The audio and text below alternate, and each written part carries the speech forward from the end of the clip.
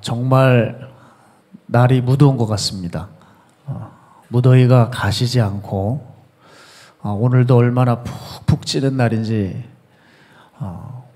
이 주일에 이 예배당에 올라오는데 이 언덕을 올라오시는 성도님들 한 분 한 분 볼 때 참 마음이 그렇게 안쓰럽고 또 그렇게 감사하기도 하고 이 전을 찾아주셔서 정말 주의 이름으로 축복합니다. 예, 이제 더위가 가실 줄로 믿습니다. 여러분 지금 힘드시겠지만 겨울은 또 옵니다. 네, 겨울은 또 미끄럽다고 아우성이겠지만 그래도 여러분 이렇게 정말 힘써 주셔서 이 자리 지켜주셔서 다시 한번 이 자리를 빌어서 감사의 말씀을 드립니다. 자, 질문 하나 하고 시작을 하려고 하는데 여러분 이 세상에서 제일 행복한 사람이 누구라고 생각하세요? 제일 행복한 사람. 다들 그러더라고요. 바보랍니다.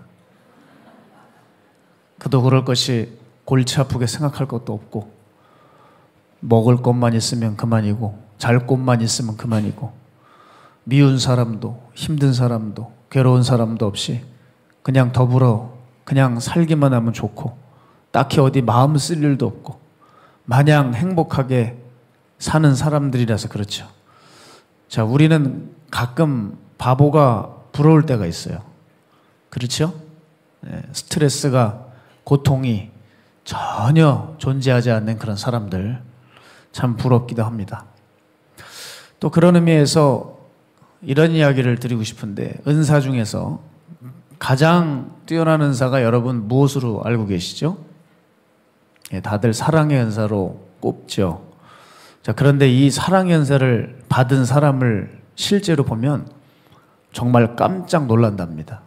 왜냐하면 너무 바보같이 살아서 무시를 당하건 모욕을 당하건 밟히건 괴롭힘을 당하건 고통이 있어도 그냥 웃고 아무렇지 않은 듯이 살고 오히려 뒤에서 감사하고 기도하고 도무지 감정적으로 대응을 하지 않는다는 거예요. 그 사랑의 은사를 받은 사람을 보면 마치 좀 바보스럽다 이런 생각이 든다고들 해요. 자, 그런데 우리가 사실 이런 사람들이 과연 몇 대일까요? 대부분 사람들은 컨디션에 따라 말에 따라 상황에 따라 얼마든지 태도가 변할 수 있고 감정이 오락가락할 수가 있는 거예요. 생각해 보십시오. 이 일이 끝났어요. 이번 일도 힘들었는데 이번 일이 끝났어요. 안심할 새도 없이 또 다른 일이 터지죠. 이 공격이 끝나면 다른 공격이 시작이 되고 산 넘어 산이고 엎친 데 덮친 격이고 이렇게 우리는 각종 스트레스가 우리를 짓누르고 있습니다. 때로는 아침에 눈을 뜨는 것이 두렵고 걱정이 될 때도 있어요. 또 무슨 일이 생길까? 또 어떤 일이 있을까? 우린 그것에 민감해지고 마음이 눌리기 마련이라는 거예요. 바로 이것이 우리네 세상살이라는 겁니다. 저도 그렇습니다. 저는 특히 직업상 많은 사람들이 겪고 있는 상황과 사건을 제가 함께 마주해줘야 되는 일이 많아요. 휴대폰만 열면 온갖 소식이 연이어 쏟아집니다. 병든 사람, 아픈 사람, 사고당한 사람, 사연 있는 사람, 깊은 고통에 빠진 사람들의 소식이 계속 잇따라 제게 옵니다. 어느 날은 큰 마음을 먹었어요. 오늘은 나를 위해서 이 시간을 써야지. 이건 내 시간이야. 하고서 꼭 작정하고 앉은 그날은 거짓말처럼 희한하게 연락이 와요. 장례 났습니다. 누가 다쳤습니다. 누가 힘들답니다. 누군가 슬픔에 헤어나오지 못합니다. 참 신기해요. 오늘이야라고 정하는 그날은 꼭 영락없이 뭐가 와요. 그런데 생각해 보세요. 이 시간은 내 시간이잖아요. 내가 내 시간을 쓰는 게 잘못됐습니까? 내가 마음 편하게 있어도 되는 거 아닙니까? 그런데 이런 생각이 드는 겁니다. 내가 이걸 마음 편하게 했어도 되나? 내가 내 하고 싶은 일을 하고 있어도 되는 건가? 나도 4시간 잠깐 쓰는 건데 내가 뭐 잘못한 거 딱히 없는데. 그런데 괜히 죄책감이 들어요. 마음이 좀처럼 쉴 날이 없는 거죠.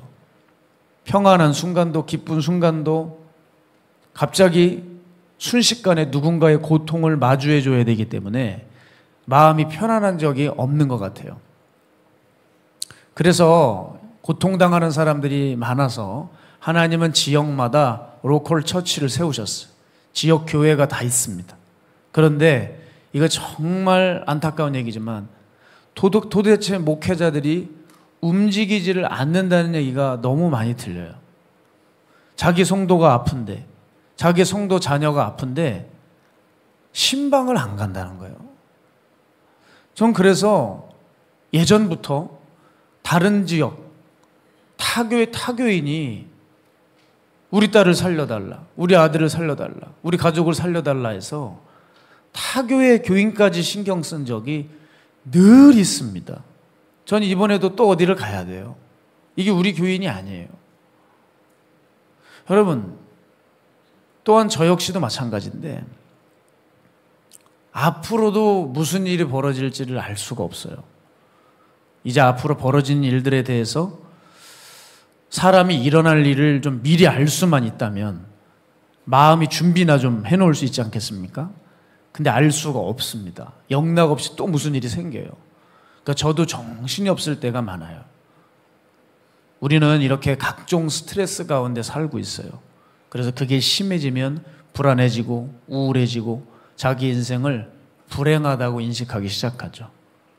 우리 인생이 참 짧으면 짧은 인생인데 이 시간 동안 서로 사랑하고 행복하기도 모자란 시간인데 우리는 참 많은 일에 감정을 소모하고 불필요한 일에 시간을 쓰고 염려와 근심에 빠지고 가장 큰 문제는 뭔지 아세요? 그런 소모적인 일들로 정작 해야 될 일, 가장 중요한 일은 투자하지 못하고 그만 손도 못 댄다는 것이죠. 자, 우리 삶을 보면 정말 필요한 삶을 살아가고 있는 것 같아요. 그래서 우리에게 다시 한번 우리의 삶을 일으켜서 물어봐야 될 질문이 뭐냐면, 그러면 대체 어떤 사람이 이 사회 속에서 스트레스를 받지 않고 자기 자신의 길을 묵묵히 걸어갈 수 있을까? 이것이 이 피로사회 속에서 우리는 한 번쯤 물어봐야 된다는 거예요. 그럼 어떤 사람이 이와 같이 살 수 있을까? 한마디로 오늘 말씀드리려고 합니다. 바로 하나님의 말씀에 단순한 사람입니다. 말씀이 떨어지면 곧장 순종하고 그대로 따를 수 있는 사람, 이 사람만이 내 앞에 닥칠 모든 일을 넉넉히 이겨낼 사람입니다. 여러분, 이 사람이 되려면 반드시 두 가지가 있으셔야 돼요. 두 가지. 하나님의 말씀을 사랑하셔야 됩니다. 그리고 그 말씀을 철통같이 신뢰해야 돼요.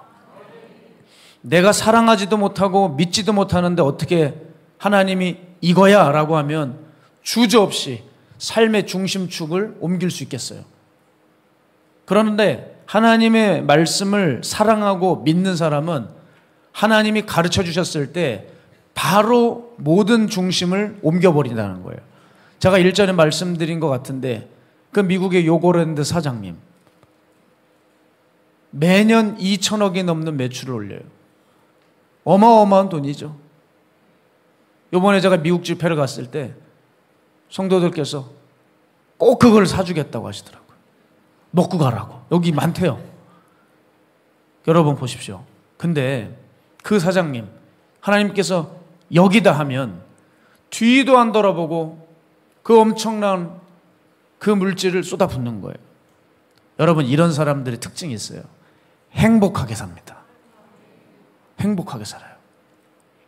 자, 말씀이 중심으로 들어오게 되면 삶이 그렇게 복잡해지질 않아요. 삶이 단순해집니다. 그리고 자기 갈 길을 걸어가게 돼요. 사람이 스트레스를 안 받을 수는 없지만 그 말씀이 내 삶의 중심이 되면 확실히 말씀이 없는 사람과는 차이가 납니다. 시편 119편 60절 보면 주의 계명들을 지키기에 신속히 하고 지체하지 아니하였나이다. 시편을 가만히 보면요, 여러 사람들이 나오는데요, 오늘 이 시편을 보면 하나님의 말씀이 임했을 때 주저함 없이 그 말씀의 삶의 방향을 바꾸는 사람이 있다는 것을 보여주죠. 자, 신약 성경에 보면 누가복음 5장 5절 6절 보면 이런 구절이 나오죠. 시몬이 대답하여 이르되 선생님, 우리들이 밤이 새도록 수고하였으되 잡은 것이 없지만은 말씀에 의지하여 내가 그물을 내리리이다 하고, 그렇게 하니 고기를 잡은 것이 심히 많아 그물이 찢어지는지라. 누가복음에도 보니까 베드로라고 하는 사람도 그렇대요. 자, 베드로라고 하는 사람, 이 사람 대단한 사람입니다. 자기 지식과 경험을 내려놓고 말씀의 삶을 걸을 줄 아는 결단이 있는 사람이에요. 사람들이 베드로 하면 좀 오해합니다. 혈기가 많은 사람, 성급한 사람, 말이 앞서는 사람, 단순무식한 사람, 이렇게 자꾸 베드로를 좀 폄하하는 경향이 있는데 그렇지 않아요. 꼭 그렇지만 않아요. 자, 주님께서 왜 베드로를 수제자로 선택하셨을까? 그만한 이유가 있지 않겠습니까? 그죠? 자, 예수님께서 십자가에 달려 돌아가시고 승천하실 것을 앞두고 베드로에게 무슨 말을 하죠? 네가 믿음을 견고히 해서 너가 흔들리지 말고 남은 제자들을 잘 보살피라고 예수님께서 부탁을 하십니다. 왜 베드로에게 이 말을 할까요? 바로 베드로에게는 하나님에 대한, 특히 하나님 말씀에 대한 그 믿음이 있는 사람이었기 때문에 그걸 주님이 아신 겁니다. 자, 베드로의 믿음을 보여준 사건 중에 으뜸은 단연 풍랑 이른 바다에 뛰어내린 사건이라고 생각해요. 자, 여러분, 자꾸 사람들이 빠졌다에 포커스를 잡더라고요. 빠졌다. 근데 여러분, 그거는 너무 부정적인 것 같아요. 저는 다시 한번 생각해 보시죠. 저는 이런 생각을 해요. 베드로를 볼 때마다 나라면 이 바다에 뛰어내릴 수 있었을까? 여러분, 그 배에서 바닷물을 보면 얼마나 깊은지 시퍼래요. 파도는 죽일 듯이 휘몰아쳐요. 그런데 저 멀리 서 있는 분이 있는데 도대체 유령인지 누군지 모르겠어요. 근데 여기 음성이 하나 들리는 거예요. 그런데 그게 음성이 예수님이 아니면 어떡해요? 이게 육안으로 잘 분별이 안 돼요.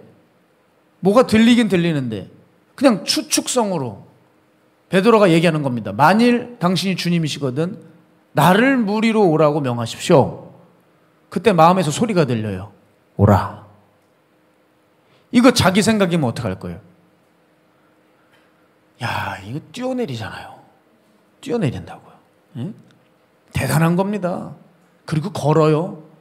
물 위를 걷는 사람이 됐어요. 바람을 보고 다시 두려워서 빠지긴 했지만 배에서 뛰어내렸다는 것. 그것도 잔잔한 강물도 아니고 얕은 데도 아니고 파도가 휘몰아치는 풍랑 일은 바다에 뛰어내리고 그리고 한 발을 내딛었다는 것. 이게 대단한 거라고 저는 생각해요. 저는 개인적으로 놀이기구를 잘 못합니다. 놀이동산에서 별로 무섭지 않다는 축에 속하는 게 후룸라이드 같은 거 있잖아요. 같은 과시군요. 전혀 모르시네. 전혀 몰라. 왜 이렇게 미끄럼틀이 있는데 물이 이렇게 있고 배 같은 게 휙 내려가지 않습니까? 그게 제일 별로 안 무섭다는 축에 속하는 거라는 거죠. 그런데 저는 그것도 타기가 두려워요. 그 배가 내려올 때 그 가슴 철렁하고 그 괴로움. 그런데 그 참 짓궂게도 그 배 내려올 때 사진을 찍더라고요. 거의 20년 전에도 제가 한번 실수로 탔다가 사진이 찍혔거든요. 주변에 탄 사람들은 뭐 만세도 부르고 막 이러고 다 아름답게 찍혀 있는데 저 혼자 야, 사람이 어떻게 얼굴이 이렇게 구겨질 수가 있지? 너무 창피한 거야. 혼자 희한한 표정을 짓고 있어요. 그냥 보여달라고요? 아니, 참아야 돼. 할 수 없어요. 여러분, 이거 되게 안전한 거거든요. 기계가 다 잡아놓고 다 정비사들이 정비한 겁니다. 기계가 안전하게 다 잡아주는 것도 못하는데 죽일 듯이 파도가 휘몰아치는데 혼자 뛰어내린다고요? 구명조끼는 있나요? 그 배에 튜브는 있나? 뛰어내리잖아요. 이거 대단한 믿음이죠. 대단한 믿음이에요. 자, 하나님의 말씀이 자기 마음의 중심에 있는 사람들은 이와 같이 뛰어내립니다. 그렇게 복잡하게 생각을 하지 않아요.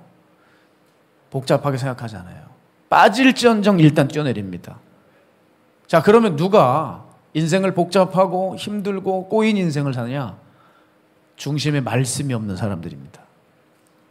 자, 기본적으로 하나님이 살아계시다고 하는 믿음이 부족해요. 그리고 하나님의 말씀보다 자기의 것을 더 믿는 사람들이 있어요. 이 사람들은요, 삶이 좀 복잡해요. 어려움이 많이 찾아오더라고요. 자, 여러분은 어떤 사람이십니까? 하나님을 믿는 사람입니까? 말씀보다 자기를 믿는 사람입니까? 제가 이렇게 이 교계를 보고 사회를 보면 목사딸 장로 아들들이 있어요.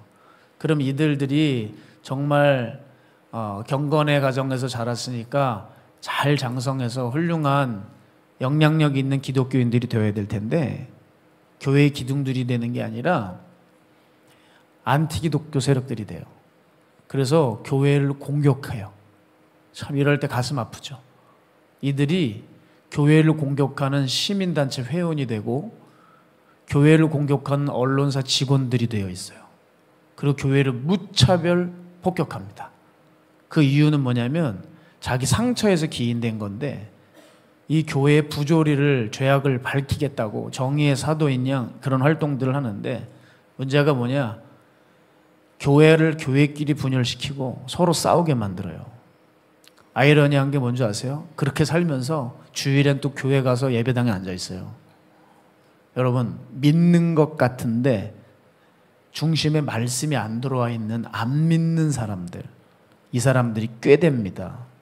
겉은 종교적인 언어를 쓰는데 속은 하나님의 말씀이 없어서 자기 속에서 한 번도 하나님의 역사를 경험하지 못하는 사람들이 많아요. 자, 여러분은 어떻습니까? 하나님의 말씀이 내 감정과 내 생각을, 그리고 내 지식과 경험을 이겨먹고 하나님의 뜻으로 가게 하고 있습니까? 아니면 그냥 나답게 살고 있습니까? 세상은 나답게 살라 그래요. 그게 개성 있다 그러고. 그런데 여러분, 그 나답게가 문제가 하나 있어요. 그 내가 온전하질 않아요. 그게 문제죠. 자, 우리가 불신자 전도할 때 힘든 게 뭐죠? 왜 이렇게 전도하기 힘들죠? 불신자들? 바로 이것 때문이에요. 바로 자기 스타일이 있기 때문이라는 거예요. 내 스타일대로 살아가는 거 깨는 게 너무 힘이 듭니다. 그런데 신앙은 뭡니까? 신앙은 내가 없어지는 게 신앙입니다. 내 스타일이 아니라 예수 스타일로 바뀐 게 신앙이라는 거예요. 이게 안 되면 신앙생활이 안 되는 거예요. 힘들게 여기까지 올라오셨지만 예수 스타일로 살겠다는 결단이 아직까지 이루어지지 않으면 안 믿으신 거라는 거예요. 그러나 우리가 이 말씀을 가슴에 새긴다면 하나님의 말씀이 우리 안에서 더 힘을 받게 되고, 기도는 우리의 무기가 되고, 사역의 현장은 하나님을 경험하는 장이 된다는 사실이죠. 하지만 나답게 사는 거, 나만의 스타일을 고수하면 그 사람은 반드시 어려운 일을 많이 직면할 겁니다. 그건 스트레스 쌓이는 정도가 아닙니다. 영적으로 문제가 생긴다는 거예요.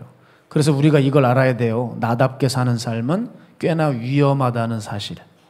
왜냐? 나라는 존재는 생각보다 약하고 미완성이에요. 미완성이에요. 그 미완성이 당연히 어려움을 낳을 수밖에 없죠. 특히 사람의 마음에 대해서 성경이 뭐라 그러죠? 예레미야 17장 9절 보면 만물보다 거짓되고 심히 부패한 것은 마음이라. 누가 능히 이를 알리오마는 그랬어요.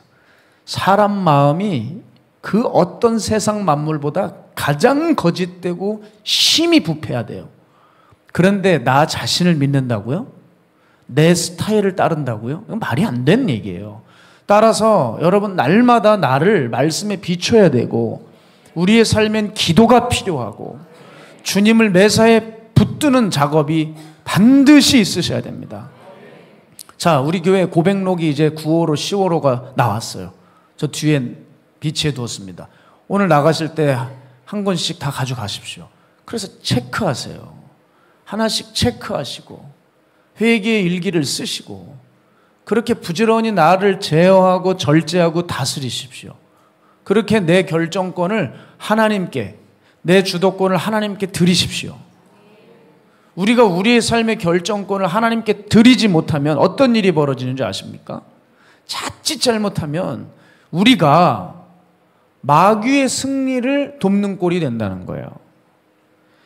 하나님이 내 안에 살아계시지 않고 내가 살아있는 한 마귀에게 틈을 주는 것이고요. 그건 곧 마귀의 승리를 돕는 거예요. 말씀이 아닌 나를 믿는 순간 틈이 생긴 거라고요. 그 틈이 생겨나는 순간 뭐가 들어오는 줄 아세요? 정죄감, 수치심, 불안, 음란, 교만, 오만 가지들이, 분노, 시기, 질투, 그 틈으로 다 들어오는 거예요. 그 감정들이 들어오면 이제 우리 안에서 제어가 안 돼요. 그럼 삶은 꼬이고 삶이 처음 계획했던 거와는 달리 엉뚱한 방향으로 흘러가고 만다는 겁니다. 이 틈이 얼마나 무섭냐면 이렇게 생각해 보면 돼요. 여러분, 고대 전쟁 중에 트로이 목마 아시죠? 트로이 목마. 트로이 전쟁에서 그리스 군이 일부러 속이지 않습니까? 우리가 진 것처럼, 패배한 것처럼, 철수하는 것처럼 해놓고 모든 배를 철수시키고 뭐를 그리스 군이 트로이에다가 뭘 하나 두고 떠납니까? 목마를, 거대한 목마 하나를 두고 떠나죠. 그때 트로이인들은 야, 그리스 군들이 패배해서 도망갔고 여기 뭐 하나를 두고 갔는데 이걸 트로이인들이 신의 선물로 여겼어요. 자기네들이 섬기는 포세이돈의 제물로 여겼어요. 그래서 그거를 트로이 도심 한복판으로 끌고 들어옵니다. 그리고 그날 축제를 벌이고 술 파티를 벌여요, 밤새. 그런데 그 거대한 목마 안에는 뭐가 있어요? 그리스의 정예 병사가 있었다는 거예요. 경계가 다 풀리고 트로이인들이 다 술 취해서 집으로 다 돌아갔을 때 그 거대한 그 트로이 목마 안에서 그리스 군들이 나오는 거예요. 그래서 하루 만에 트로이를 함락시킵니다. 제가 이 고대의 사건을 보면서 이걸 우리에게 꼭 적용해야 된다고 생각해요. 우리도 마찬가지거든요. 뭘 조심해야 되냐면 너무나 당연하고 괜찮아 보이는 마음 하나를 조심하셔야 돼요. 사람들이 그 마음은 괜찮겠지 하면서 여러분 삶의 중심 한복판으로 끌고 들어온단 말이에요. 그런데 그게 우리를 방심하게 하고 우리의 마음을 들쑤셔 놓기 시작합니다. 그러니까 어떤 경우라도 내 감정이 내 삶의 중심을 컨트롤하게 하면 안 돼요. 하나님의 말씀이 나를 컨트롤하게 해야 돼요. 기억하셔야 됩니다. 말씀이 우리 중심에서 밀려나면 마귀가 중심으로 들어옵니다. 사건과 상황마다 하나님의 말씀으로 대처하는 훈련이 안 되면 그로 틈이 되어서 마귀의 역사는 시작된다는 거죠. 그래서 요즘 사람들이 내가 좀 요즘 성경을 좀 못 읽어. 요즘 이렇게 하나님 말씀이 설교가 잘 안 들려. 어떤 사건마다 하나님 말씀대로 적용이 안 돼. 이거를 그냥 푸념하고 쓱 지나가 버리는데 이건 단순한 문제가 아니라 마귀가 침입하고 있다는 신호라는 것이죠. 우리 사랑하는 성도 여러분, 신앙생활 하시면서 여러분이 자꾸 잊어먹는 게 있어요. 제가 계속 강조하는 게 뭐냐면 신앙생활은 영적 전쟁입니다. 지금 그 전쟁이 끝나질 않았어요. 우리 주님 다시 오실 때까지, 공중 재림하실 그 예수님 오실 때까지 그 전쟁은 계속 치러야 돼요. 그 말은 무슨 말이죠? 우리의 신앙과 영혼은 언제나 위협받고 있다. 내가 느끼든 못 느끼든 지금 여러분이 예배를 드리고 있지만 사탄이 여러분을 얼마나 공격하겠어요? 귀신들이 가만히 있겠습니까? 여러분이 왜 집중을 못하고 있을까요? 여러분이 왜 딴 생각이 유독 날까요? 왜 여러분이 유독 예배만 시작되면 졸려올까요? 다 그 이유가 있는 거예요. 내가 느끼든 못 느끼든 지금 전쟁 중이라니까요. 내가 미디어를, 세상 미디어를 많이 봐야 공격을 당하는 거라고 생각합니까? 공산당이 내려와야 그 총과 칼이 위협이 있어야 내 신앙이 위협이 된다고 생각합니까? 여러분, 그것도 있지만 내 마음에 여러 마음으로 혼잡해질 때에도 여러분의 신앙과 영혼은 공격당하고 있는 거예요. 자, 한 나라와 한 나라가 전쟁할 때 상대 적을 무력화시키는 첫 번째 공격이 뭔지 아시죠? 첫 번째 공격, 처음 하는 공격. 그게 전파교란이에요. 전파교란.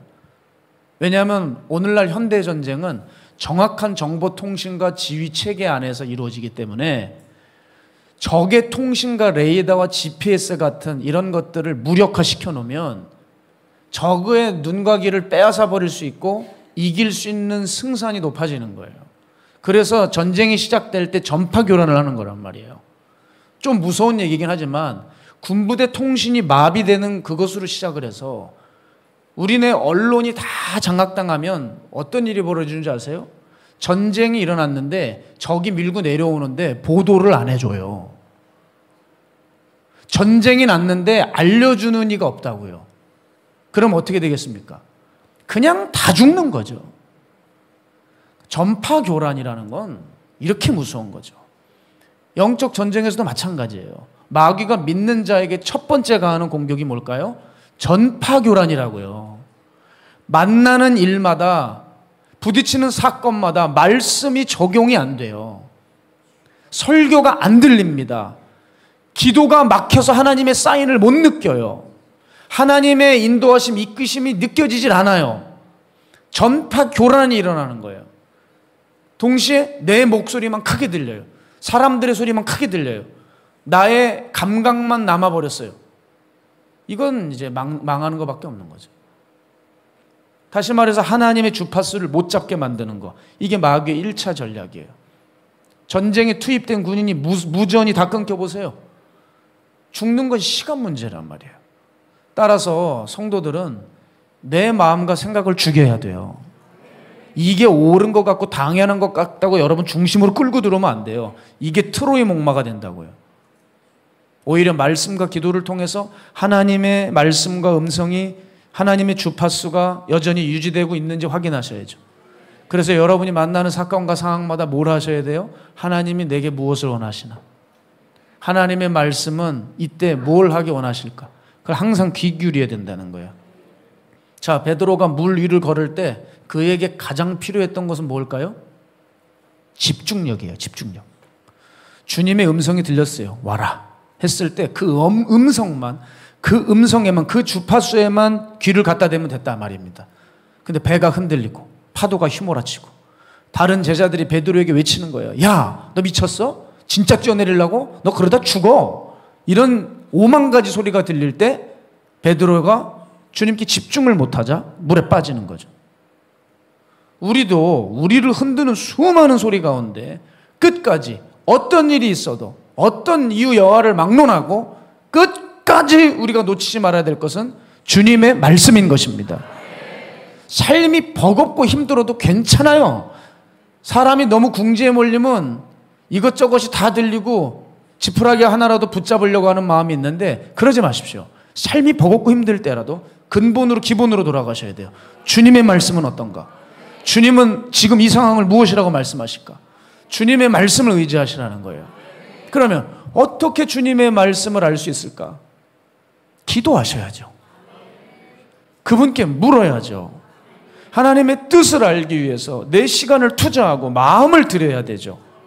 그렇게 해보십시오. 주님이 왜 안 가르쳐 주시겠습니까? 가르쳐 주십니다. 성경은 그것을 약속하고 있습니다. 시편 91편 15절 보면 그가 내게 간구하리니 내가 그에게 응답하리라. 그들이 환난 당할 때에 내가 그와 함께하여 그를 건지고 영화롭게 하리라. 누가복음 18장 7절 8절. 하물며 하나님께서 그 밤낮 부르짖는 택하신 자들의 원한을 풀어주지 아니하시겠느냐? 그들에게 오래 참으시겠느냐?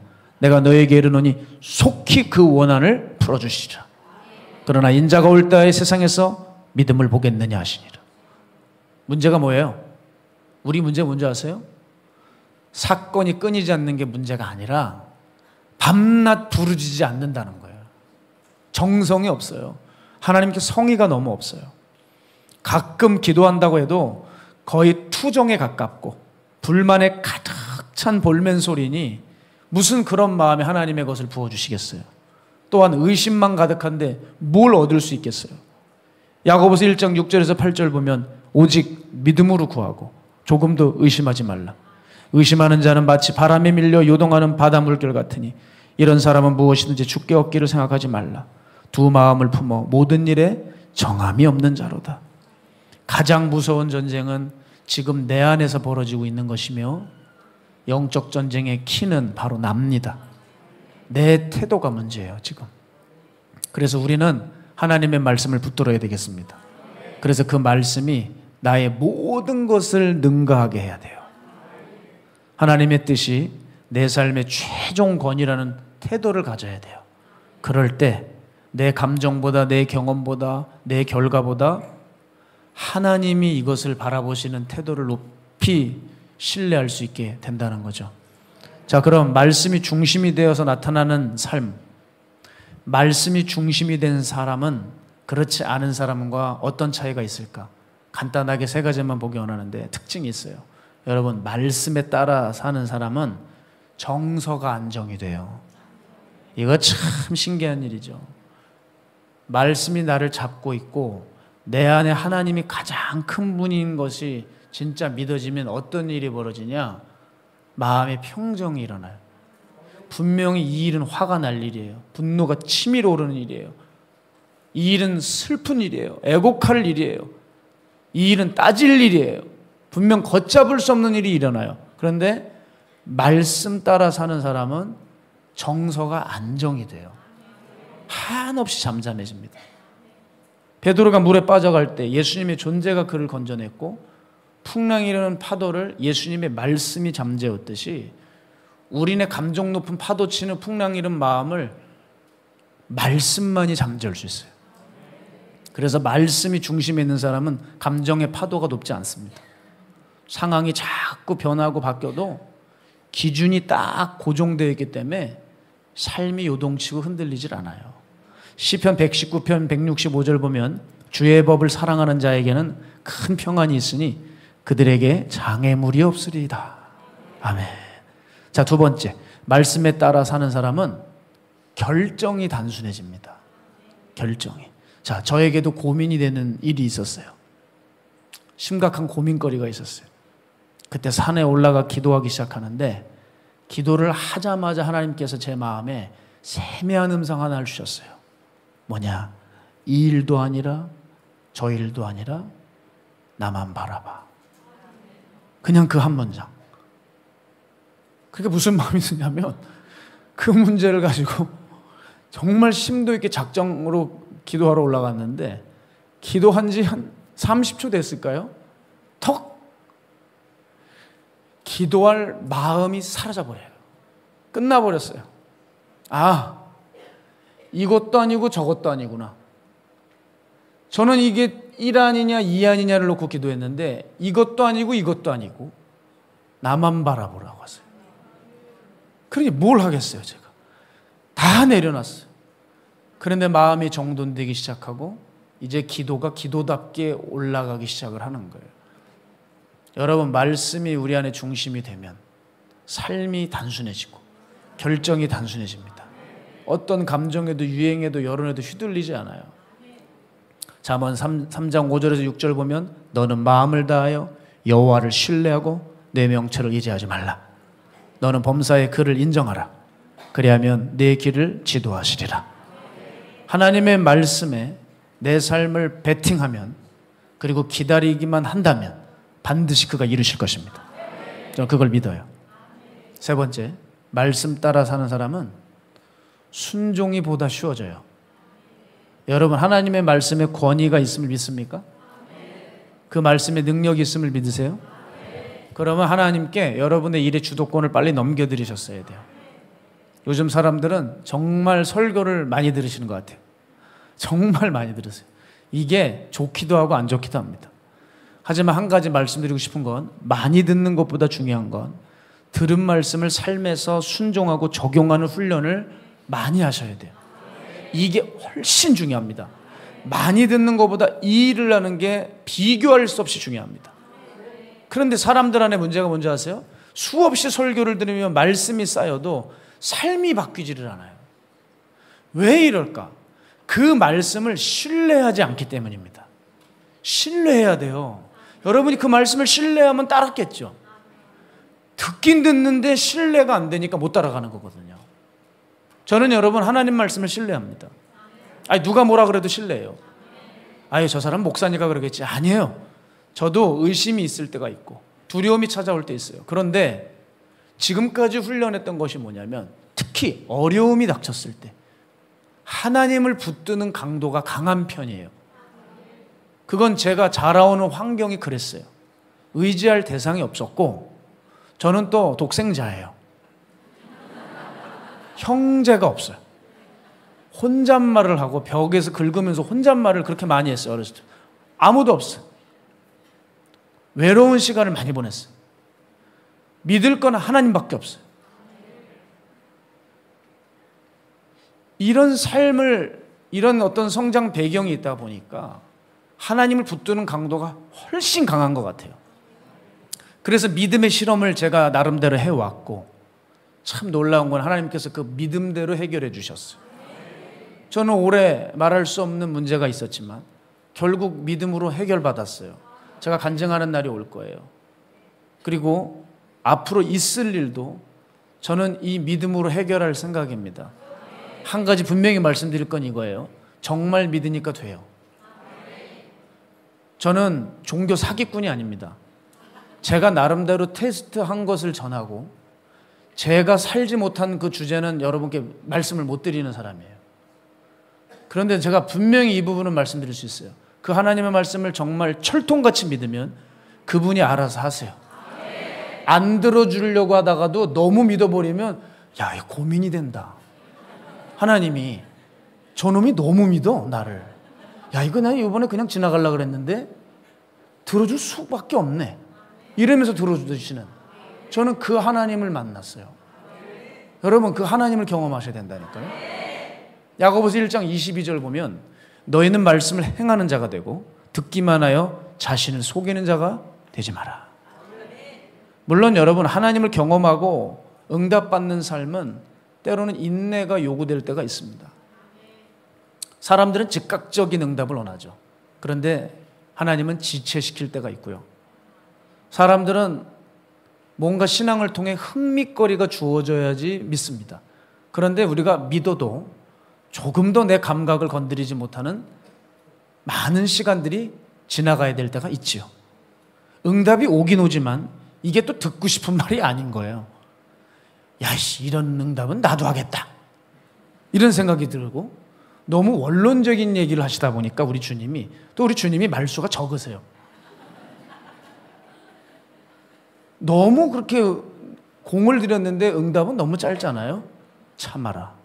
아니 누가 몰라 참는 거. 참아라. 용서해라. 네가 품으면 안 되겠니? 뭐 이런 거 있잖아요. 아니 내가 기도를 왜 했지? 이런 생각이 있잖아요. 너무 원론적, 뭔가 좀 구체적으로 방법을 제시하는 게 아니라 너무 단순하고 명확하게 하니까 사람이 응답을 제대로 받아도 기도가 안 나와요. 너무 원론적인 말씀이 있을 때가 있잖아요. 그러니까 사람들이 신앙생활이 별 감동이 없고 하나님을 시시하게 여긴다고 하는 거죠. 게다가 말씀이라는 게 꼭 내가 원하는 걸 포기하라고 말하는 것 같을 때가 있는 거예요. 난 이걸 해야 되는데. 그러니까 그 말씀을 듣기는 좀 버겁죠. 그런데 여러분이 말씀을 신뢰하는 훈련을 하셔야 돼요. 그래서 순종이 좀 쉬워지면 그 순종이 쌓이면 하나님을 만나게 되거든요. 그러면 그때부터는 고민이 줄기 시작해요. 원론적이든 별 감동이 없건 뭐 시시하건 괜찮아요. 하나님의 말씀이 확실하면 거기에 베팅을 하게 되고 투자하고 순종하다 보니까 뭐가 역사가 일어나요. 그 작고 큰 경험들이 쌓이기 시작하면 하나님을 신뢰하게 되죠. 그러니까 여러분 작은 것이라도 좋으니까 한번 순종해 보십시오. 그럼 그 하나님을 만나실 텐데 그 만남이 쌓이면 그분의 말씀을 절대적으로 신뢰할 수밖에 없어요. 그 중에 한 가지 제가 말씀드리면 제가 이제 수련 목회자 시절, 뭐 의사로 얘기하면 인턴 시절이죠. 그때 이제 인턴 시험에 합격을 해야지 우리 감리교는 진급을 시켜줘요. 그러니까 이제 수련 목회자 시험을 치르는데 뭐 여기 마가야 다락방 기도원 시절에 낮에는 밤에는 찬양 인도하고 여기서 섬기고 시간 나면 나무 패고 시간 나면 밤에 가서 기도하고 뭐 그냥 하루가 늘 이렇게 고단하고 바빴습니다. 시간이 없어요. 근데 시간을 딱 교회에서 내주셔서 그 남은 시간을 공부하는데 정말 시간이 없으니까 아주 다부지게 했어요. 하루에 10시간 정도 했을 것 같아요. 집중해서 막 이제 외우고 뭐 공부를 하는데 이제 시험 날짜가 다가왔어요. 근데 어느 날 저녁이었습니다. 아우, 제가 봐도 제가 너무 불쌍하고 측은해. 그래서 늘 제가 김밥을 먹었거든요. 오늘 저녁은 내가 너에게 순대국밥을 선물할게. 오늘은 순대국밥을 먹는 날이에요. 여기 가자동 가면 순대국밥 잘하는 집 있잖아요. 뭐 거긴 밝힐 수는 없고 뭐 지금은 뭐 또 맛이 어떤지는 모르겠습니다만은 하여튼 그 당시에는 맛집이었어요. 저녁 때가 되기를 기다린 거죠. 저녁 때가 되기를. 그 저녁 때가 되니까 막 기뻐. 이제 밥 먹으러 나가니까 드디어 순대국밥을 입에 넣는 거예요. 그래서 이제 도서관에서 현관에 나왔습니다. 도서관 현관에 딱 쓰면 여기서 한 30m면은 그 순대국밥이에요. 근데 제 마음에 거길 가려고 하는데 김밥 천국으로 가라는 거예요.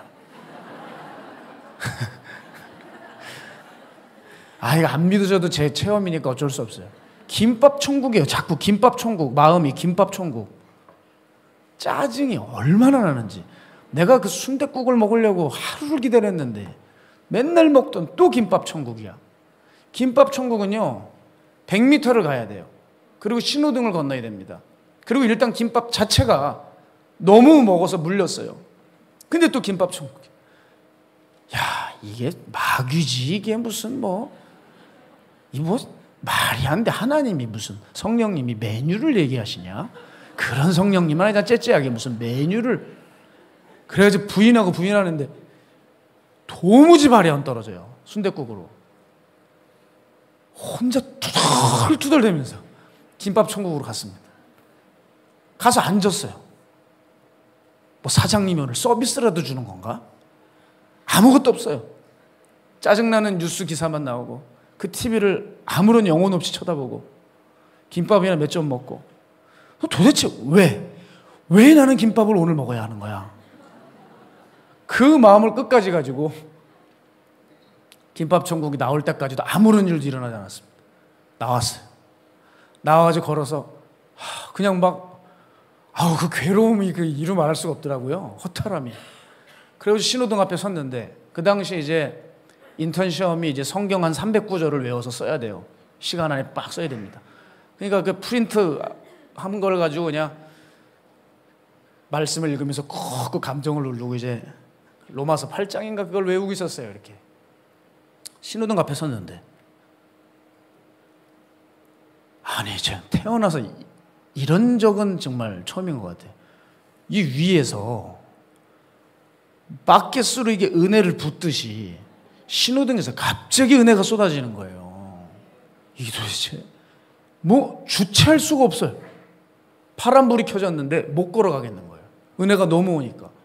그렇다고 지금 외우는 구절이면 은혜스럽다 그런 것도 아니에요. 나 왜 이래야 되나? 눈물이 쏟아지는 거예요, 막. 그래서 이 프린트물을 구겨가지고 고개를 숙이고 사람들이 이상하게 쳐다봐요. 왜 젊은 놈이 저렇게 울고 갈까? 불쌍하게 쳐다봐요. 그러니까 창피하니까 고개를 푹 숙이고 왜 이러지? 그러고 이렇게 가는데 그 가는 길목에 놀이터가 있습니다. 요 서구 도서관이에요. 그 도서관이. 거기 놀이터 있어요. 그 놀이터가 있는데 거기는 항상 꽉 차 있습니다. 항상 꽉 차 있어요. 근데 이상하죠. 거길 지나가는데 한 명도 없는 거예요. 눈물은 쏟아지고 주저앉을 것 같아요. 글로 달려갔습니다. 글로 달려가가지고 이제 눈물을 쏟는데 하나님 왜 저에게 이런 은혜를 주십니까? 갑자기. 근데 이제 제 마음에 이 음성이 들렸어요.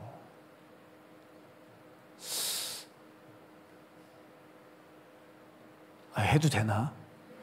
하도 무슨 신사돈 이런 얘기를 해가지고 지금 순간 어쨌든 그 전도사 때 체험을 한 거니까 주님이 길게 말씀해 주셨어요.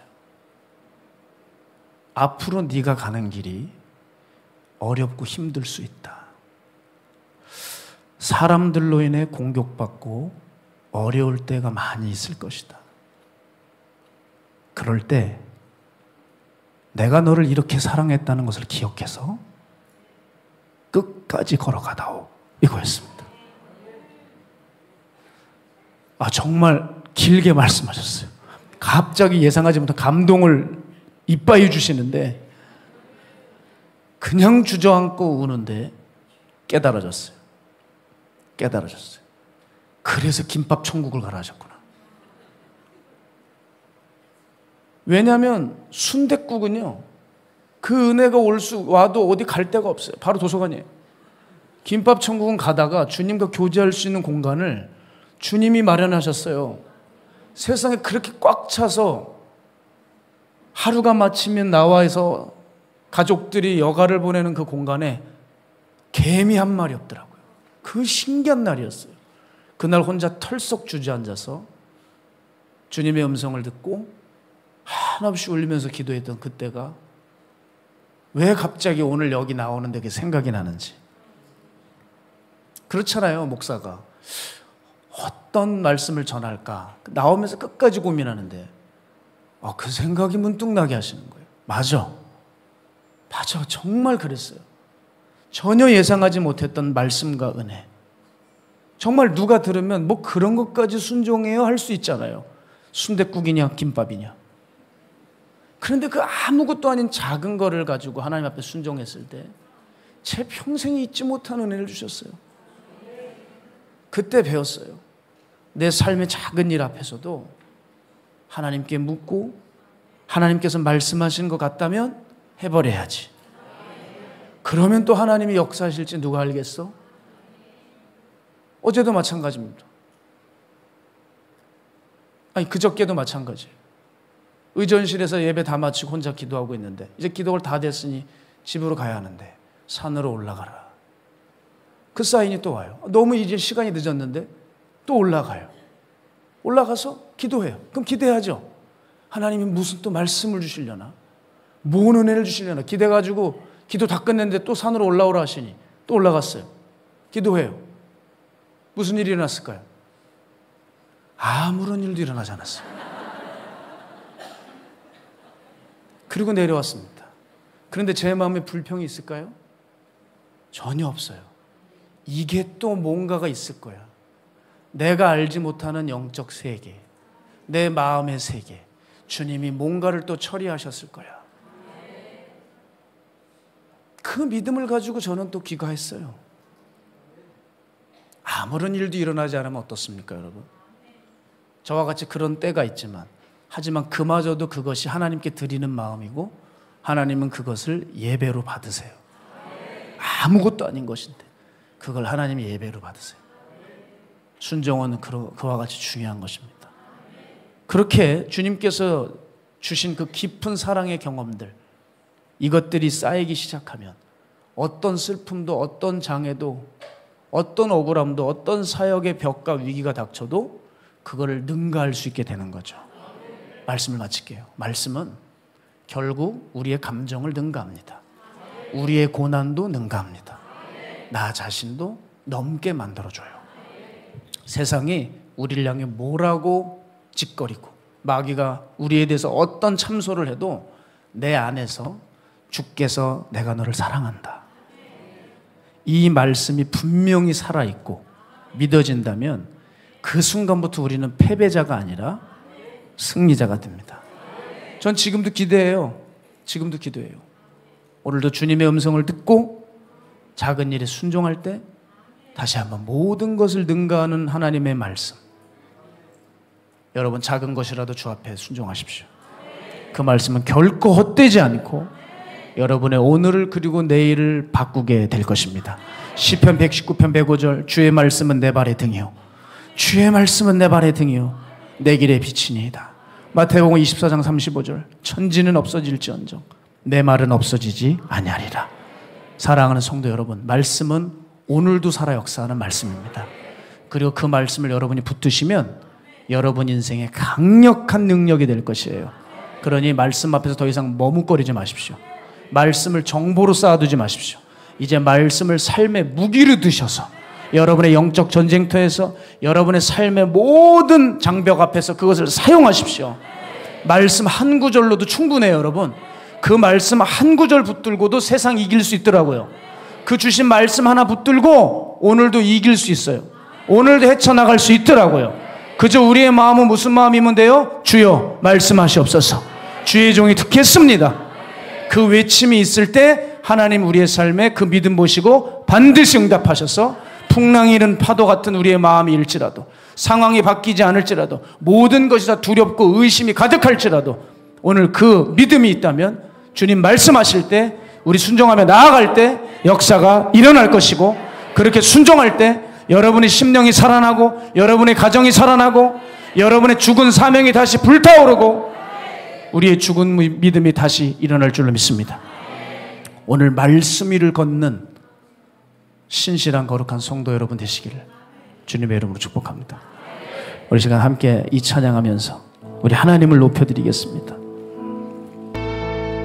하나님, 이 피로사회 속에서 우리는 정말 지쳐가고 스트레스를 받고 내 삶의 장벽은 도무지 허물어지질 않습니다. 기도해도 외쳐도 기다려도 아무런 응답도 없이 지체되고 있는 하나님의 침묵을 느낄 때가 있습니다. 하지만 주님, 풍랑이 일은 파도 속에서 베드로를 부르시는 그 주님, 순종하며 나아갈 때 사람이 물 위를 걷는 놀라운 기적을 체험했습니다. 주여, 우리가 지금 우리를 집어삼킬 것 같은 삶의 환경이지만 내가 주의 말씀을 의지하여 주님을 붙들고 나아가오니 주여, 나를 죽일 것 같은 이 물 위를 걷게 하여 주시옵시고 깊은 곳에 그물을 내리게 하여 주셔서 내 지식과 경험 다 갖다 버리고 오직 주의 말씀 의지하여 나아갈 때 하나님, 놀라운 하나님의 기적과 영광을 보게 될 줄로 믿습니다. 주님, 우리 가운데 함께하여 주시고 주님이 여기 계시기에, 주님이 여기 함께 계시기에, 주님 모든 것 보고 계시기에 내가 주 앞에 한 순종의 한 벌을 내딛습니다. 물 위를 걷게 하여 주십시오. 물을 땅 위를 걷는 것처럼 걷게 하여 주십시오. 놀라운 기적이 우리의 삶에 일어나게 하여 주십시오. 이제 하나님, 그러기 위해서는 행동하는 신앙이 되어야 되겠습니다. 순종하는 신앙이 되어야 되겠습니다. 복잡하고 생각하는 신앙이 아니라 단순하고 순종하는 신앙이 되어야 되겠습니다.